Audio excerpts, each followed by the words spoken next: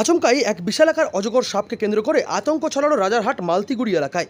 এক বাড়ির পেছনের বাগানের একটি গাছের মগডালে বসেছিল বিশালাকার এই সাপটি।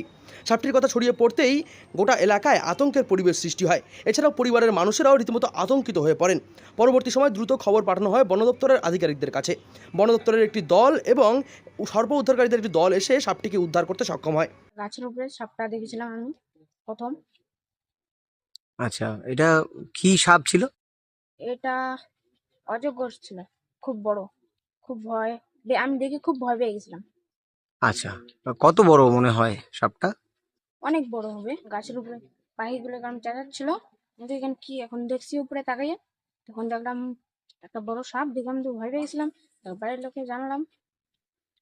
তারপরে কি বন দপ্তরে ফোন করা হলো, তাই তো? হ্যাঁ। এদিন আচমকাই এক বাড়ির পেছনের বাগান থেকে প্রচুর পাখির আওয়াজ আসতে শুরু করে। গোটা বিষয়টি দেখতে বাড়ির মানুষেরা বাড়ির পেছনের বাগানের দিকে গেলে গাছের মগডালের মধ্যে একটি বিশালাকার অজগর সাপকে দেখতে পায়। তৎক্ষণাৎ আতঙ্কিত হয়ে পড়েন এলাকার মানুষেরা এবং বাড়ির সদস্যরা। তখনই বন দপ্তরের কাছে খবর পাঠানো হয় এবং তারপর বন দপ্তরের কর্মীরা এবং স্থানীয় সর্প উদ্ধারকারীর একটি দল এসে গোটা সাপটিকে উদ্ধার করে নিয়ে যায়।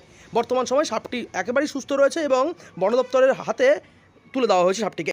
বিশাল বড় আর কি সাপ বাড়ির লোকেরা দেখতে পাচ্ছে, খুব আতঙ্কিত হয়ে আছে বাড়ির লোক।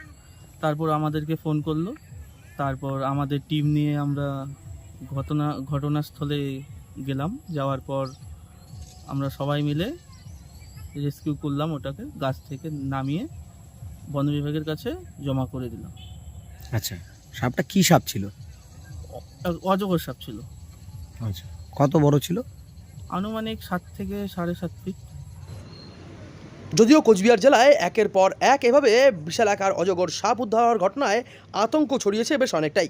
তবে সর্প উদ্ধারকারীরা মানুষদের অযথা আতঙ্কিত হতে মানা করছেন। কোচবিহার থেকে সার্থক পণ্ডিতর রিপোর্ট, লোকাল 18 বাংলা।